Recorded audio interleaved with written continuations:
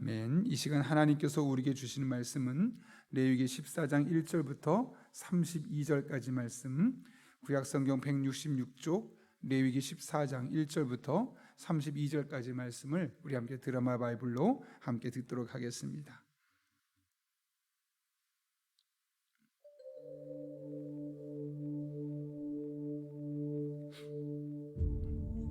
여호와께서 모세에게 말씀하여 이르시되 나병 환자가 정결하게 되는 날의 규례는 이러하니 곧 그 사람을 제사장에게로 데려갈 것이요 제사장은 진영에서 나아가 진찰할지니 그 환자에게 있던 나병 환부가 나았으면 제사장은 그 정결함을 받을 자를 위하여 명령하여 살아있는 정결한 새 2마리와 백향목과 홍색 실과 우슬초를 가져오게 하고 제사장은 또 명령하여 그 새 하나는 흐르는 물 위 질그릇 안에서 잡게 하고 다른 새는 산채로 가져다가 백향목과 홍색 실과 우슬초와 함께 가져다가 흐르는 물 위에서 잡은 새의 피를 찍어 나병에서 정결함을 받을 자에게 7번 뿌려 정하다 하고 그 살아있는 새는 들에 놓을지며 정결함을 받는 자는 그의 옷을 빨고 모든 털을 밀고 물로 몸을 씻을 것이라.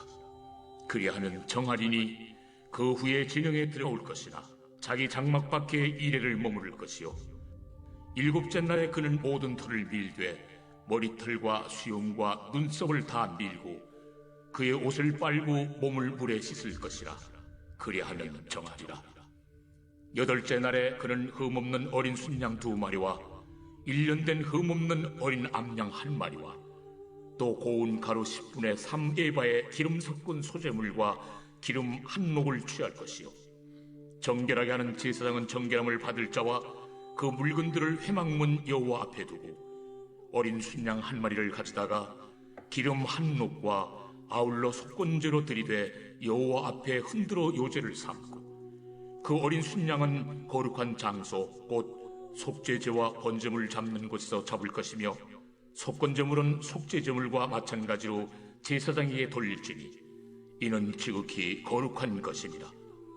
제사장은 그 속건제물의 피를 취하여 정결함을 받을 자의 오른쪽 귓뿌리와 오른쪽 엄지손가락과 오른쪽 엄지발가락에 바를 것이요 제사장은 또 그 한 녹의 기름을 취하여 자기 왼쪽 손바닥에 따르고 오른쪽 손가락으로 왼쪽 손에 기름을 찍어 그 손가락으로 그것을 여호와 앞에 7번 뿌릴 것이요 손에 남은 기름은 제사장이 정결함을 받을 자의 오른쪽 귓뿌리와 오른쪽 엄지손가락과 오른쪽 엄지발가락 곧 속건제물의 피 위에 바를 것이며 아직도 그 손에 남은 기름은 제사장이 그 정결함을 받는 자의 머리에 바르고 제사장은 여호와 앞에서 그를 위하여 속죄하고 또 제사장은 속죄제를 드려 그 부정함으로 말미암아 정결함을 받을 자를 위하여 속죄하고 그 후에 번제물을 잡을 것이요 제사장은 그 번제와 소제를 제단에 드려 그를 위하여 속죄할 것이라. 그리하면 그가 정결하리라. 만일 그가 가난하여 그의 힘이 미치지 못하면 그는 흔들어 자기를 속죄할 속건제를 위하여 어린 순양 1마리와 소제를 위하여 고운 가루 10분의 1 에바에 기름 섞은 것과 기름 1녹을 취하고 그의 힘이 미치는 대로 산비둘기 2이나 집비둘기 새끼 2를 가져다가 하나는 속죄제물로 하나는 번제물로 삼아 8째 날에 그 결례를 위하여 그것들을 회막문 여호와 앞 제사장에게로 가져갈 것이요 제사장은 속건제의 어린 양과 기름 1녹을 가져다가 여호와 앞에 흔들어 요제를 삼고 속건제의 어린 양을 잡아서 제사장은 그 속건제물의 피를 가져다가 정결함을 받을 자의 오른쪽 귓뿌리와 오른쪽 엄지손가락과 오른쪽 엄지발가락에 바를 것이요 제사장은 그 기름을 자기 왼쪽 손바닥에 따르고 오른쪽 손가락으로 왼쪽 손에 기름을 조금 찍어 여호와 앞에 7번 뿌릴 것이요 그 손의 기름은 제사장이 정결함을 받을 자의 오른쪽 귓뿌리와 오른쪽 엄지손가락과 오른쪽 엄지발가락 곧 속건제물의 피를 바른 곳에 바를 것이며 또 그 손에 남은 기름은 제사장이 그 정결함을 받는 자의 머리에 발라 여호와 앞에서 그를 위하여 속죄할 것이며 그는 힘이 미치는 대로 산비둘기 1마리나 집비둘기 새끼 한 마리를 데리되 곧 그의 힘이 미치는 대로 한 마리는 속죄죄로 한 마리는 소죄와 함께 번제로 드릴 것이요 제사장은 정결함을 받을 자를 위하여 여호와 앞에 속죄할지니 나병 환자로서 그 정결 예식에 그의 힘이 미치지 못한 자의 규례가 그러하니라. 아멘. 오늘 본문의 말씀 나누기 앞서서 잠깐 어제도 말씀드렸지만 강진규 장로님 수술 잘 마치셨고요. 대화가 일상적인 대화가 이제 어느 정도 중환자시겠지만 좀 가능합니다. 물론 아직 완전하게 인지가 빠르게 진행되지는 않지만 그래도 수술이 잘 되어서 지금 회복하고 있는 가운데 계시고, 그래서 우리가 계속해서 또 하나님께서 은혜 베푸셔서 언제 그랬냐는 듯이 완벽하게 깨끗하게 일어설 수 있도록 우리가 꾸준히 함께 기도하면 좋겠습니다. 하나님께서 그래서 이 기회를 또 우리 교회를 통해서 하나님의 살아계심을 간증하고 또 우리 장로님과 가정에 그런 하나님의 임재가 경험할 수 있는 그런 복된 시간 될 수 있도록 시간 될 때마다 함께 기도해 주시기를 부탁드립니다.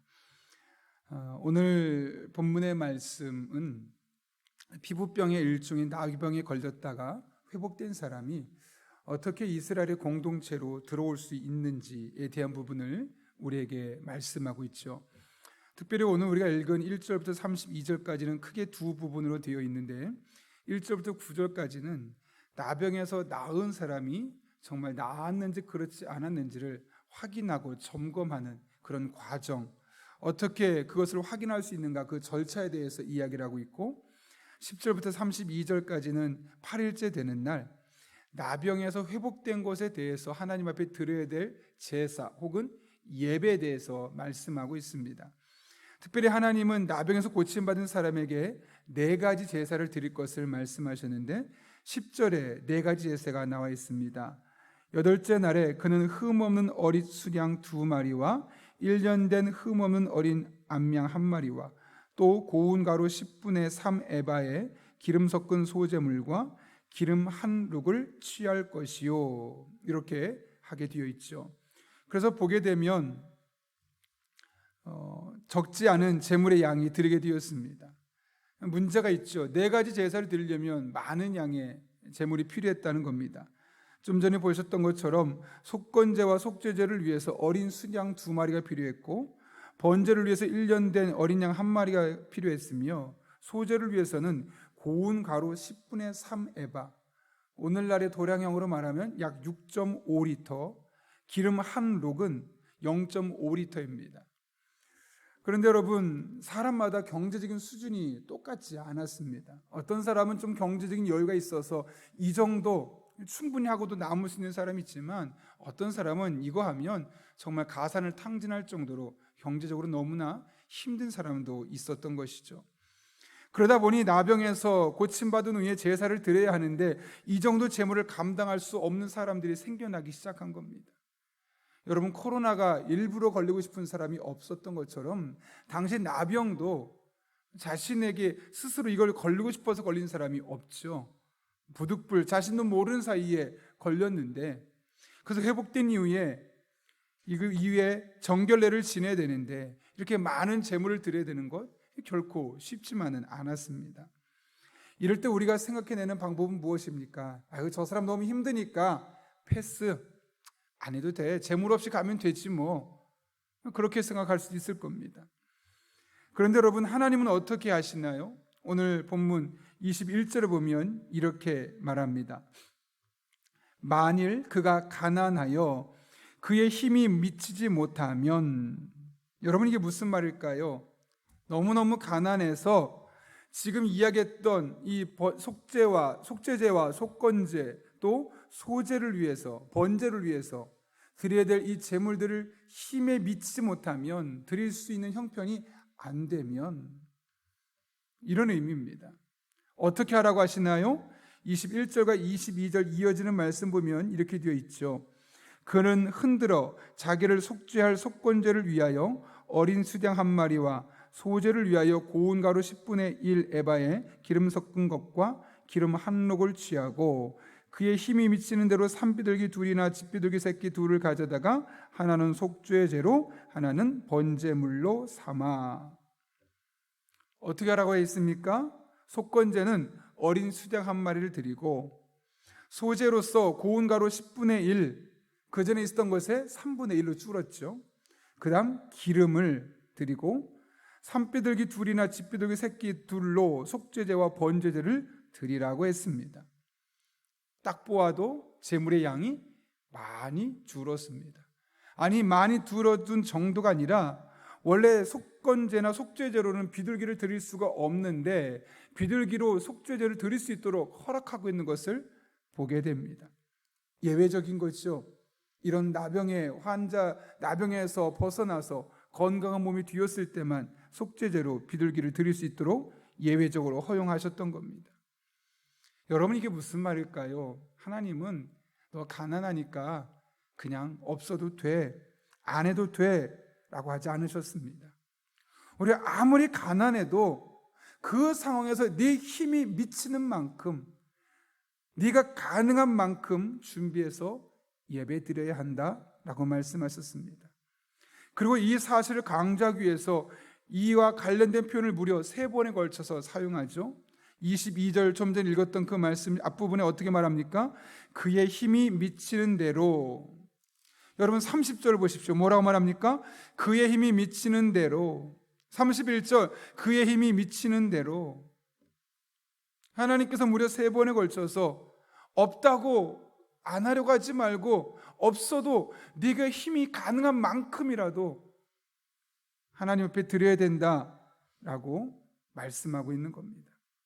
하나님은 지금 아무리 어려워도 하나님 앞에서 나병에서 회복된 정결례를 반드시 드릴 것을 말씀하고 있는 것이죠. 왜 그러셨을까요? 그 제물이 탐나서 그러셨을까요? 하나님께서 이 제사들을 드리라고 하는 이유를 알아야 합니다. 여러분, 이 제사들을 드리라고 하는 이유가 무엇 때문일까요? 여러분 20절에 보면 이렇게 되어 있습니다. 좀 전에 말했던 12절에는 속건제를 드리라 라고 말했고, 19절에 보면 속죄제를 드리라고 말하고, 20절에 보면 번제와 소제를 드리라고 해서 이 4가지 제사를 다 드려야 할 것을 말씀하죠. 근데 그렇게 드리라고 나와서 그 목적을 뭐라고 말씀하냐면 20절 끝에 그리하면 그가 정결하리라. 자, 여러분, 그렇다면 이 4가지 제사를 힘들어도 가난해도 힘에 지니는 대로, 힘에 가능한 대로 드리려고 하는 이유가 무엇 때문입니까? 이 4가지 제사를 드려야지만 정결하게 되기 때문이라는 것이죠. 정결하게 되어야 되는 이유가 무엇 때문이냐면, 정결할 때 비로소 하나님과 영적으로 소통할 수 있고, 그 제사에 비로소 하나님과 예배할 수 있고, 그렇게 하나님의 백성의 삶을 정상적으로 살아갈 수 있기 때문에 그렇게 하신 겁니다. 따라서 우리는 이 사건을 통해서 하나님의 마음을 알 수 있죠. 어려우면 힘에 붙이는 사람이 있다 할지라도 힘에 지나는 대로 할 수 있는 만큼 하라고 했던 이유는 하나님께서 우리와 얼마나 영적으로 소통하기를 원하는지, 하나님께서 얼마나 우리와 영적으로 교제하기를 원하는지, 그 죄의 상태에서 벗어나서 거룩한 사람이 되어서 하나님과 다시 영적으로 소통하기를 얼마나 원하는지를 알 수 있는 것이죠. 그래서 하나님은 가난해도 가능한 선에서 최선을 다해서 하나님 앞에 정결례를 드리라고 말씀하고 있는 겁니다. 제가 중학교 때 정말 부잣집 친구가 하나 있었는데요, 그 친구 집에 생일 파티를 초청받았던 적이 있습니다. 그때 지금만 해도 생일 초청받으면 당연히 선물 가져가는 것이 아는 것이었고 그것이 일상적이었는데, 그 당시만 해도 그런 것들에 대해서 저는 알지 못하고 있었습니다. 부모님들 또한 시골에서 농사 짓던 분들이 생일 파티를 특별히 가본 적도 없었으니까 생일 파티 가는데 선물 가져가라, 그리고 선물 사라고 돈을 주거나 하신 것도 없었죠. 그런데 나중에 친구가 선물 준비해서 가고 있다는 얘기를 듣고 뜨끔했습니다. 선물이 필요하구나. 그런데 문제는 제가 당장 가지고 있는 돈이 없다는 거죠. 그래서 제대로 된 선물을 준비하지 못했던 저는 간단하게 아주 정말 싼 거라도 슈퍼에서 구입해서 가져가려고 하는데 마음이 내키지가 않는 겁니다. 그 친구가 산 선물을 보니까 야, 이거 가져가면 창피만 당하겠구나 라는 마음이 들어서 안 가려고 하는데 그 친구가 나중에 말합니다. 야, 나 못 갈 것 같아. 그랬더니 하는 말이, 야, 내가 너를 초청했지 선물 받고 싶어서 너를 부른 거 아니야 라고 이야기를 하는 겁니다. 근데 저는 오늘 본문의 말씀을 읽으면서 하나님의 마음도 이런 것이 아니었을까. 우리한테 어떤 재물을 얼만큼 받고 싶어서가 아니라 그 재물을 들고서라도 나에게 오고자 하는 그 마음, 내가 비록 부족하지만, 내가 비록 드릴 것 많지는 않지만 이거라도 드리면서 하나님과 회복된 관계를 누리고 싶어하는 그 마음, 그 마음을 하나님은 보고 싶었던 것이 아닐까 생각하게 되었습니다. 여러분, 하나님은 우리가 얼마나 많은 것을 드리느냐, 또 얼마나 비싼 재물을 드리느냐, 그거에 관심이 있지 않습니다. 하나님은 작아도 보잘것없어 보여도 그거 들고 하나님, 나 그래도 이거 들고 와서 하나님 만나고 싶어요 하는 그런 모습을 훨씬 더 원하시는 것이죠. 하나님과 영적으로 소통하고 하나님과 긴밀하게 영적으로 교제하기를 원하신다는 겁니다. 그래서 호세아 6장 6절에서도 이렇게 초청하시죠. 나는 인애를 원하고 제사를 원치 아니하며 번제보다 하나님을 아는 것을 원하노라. 아, 하나님은 제사, 예배 필요 없구나. 그게 아니죠. 하나님이 여러분 얼마나 제사를 지금 중요하게 생각했습니까? 그런데 그 번제보다도 하나님을 더 제대로 아는 것, 하나님을 알고 하나님과 소통하고 하나님과 온전한 관계를 맺는 것을 훨씬 더 기뻐하심을 말씀하고 있는 것이죠. 이 호세아서가 어떤 배경에서 쓰여진지를 알면 여러분이 이 말이 공감이 될 겁니다. 이스라엘 백성들이 예배를 드리러 오죠. 드리러 왔는데 그 마음이 준비된 마음이 아니라 그냥 어쩔 수 없이 필요하니까 재물을 가지고 와서 예배를 드리는 겁니다. 그런 이스라엘 백성들의 모습을 보며 하나님 말씀하는 거죠. 나 인애를 원하고 제사를 원하지 아니하고 번제보다 하나님 아는 것을 원해. 그런 형식적인 거 어쩔 수 없이 오는 것이 아니라 진짜 즐거운 마음으로 와서 나와 소통하고 나와 교제하고 그런 너희들의 모습을 원하는 거야 라고 말씀하고 있는 것이죠. 여러분, 하나님은 동일하게 우리가 하나님과 영적으로 교제하고 소통하고 하나님을 더욱더 알아가는 것을 원하십니다. 이를 위해서 우리가 예배를 드리는 것이고, 이를 위해서 우리가 기도를 하는 것이고, 이를 위해서 우리가 하나님의 말씀을 자꾸 묵상하는 겁니다. 그래서 예배하는 가운데 하나님과의 영적인 교제가 깊어지고, 기도하는 가운데 내가 일상의 삶에서 경험할 수 없었던 놀라운 하나님의 기적과 하나님의 능력을 통해서 또 다른 하나님을 만나고 그분과 교제하게 되어지며, 말씀을 통해 미처 내 지식으로 완전히 경험할 수 없었던, 나의 삶으로 체득할 수 없었던 하나님을 알아가는 그런 은혜가 우리에게 예비되어 있는 것이죠. 하나님은 우리가 하나님과 교통하고 교제하고 영적으로 소통하기를 원하십니다.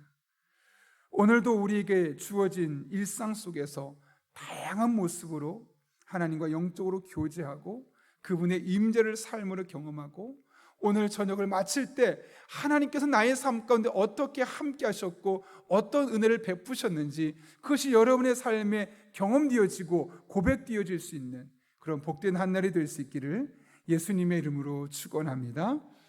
함께 기도하겠습니다.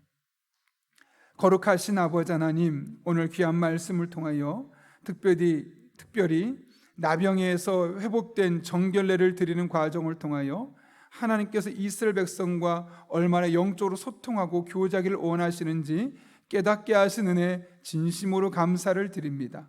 오늘 이 말씀을 기억하는 우리 한 사람 한 사람이 우리의 삶의 구석구석 순간순간 하나님을 만나기 위하여, 하나님을 경험하기 위하여, 하나님과 소통하기 위하여 몸부림칠 때 우리에게 말씀하시는 주님의 임재를 삶으로 경험하고 간증하고 고백할 수 있도록 주님, 우리와 오늘도 동행하여 주옵소서. 함께 하실 줄로 믿사옵고 예수님의 이름으로 기도하옵나이다. 아멘.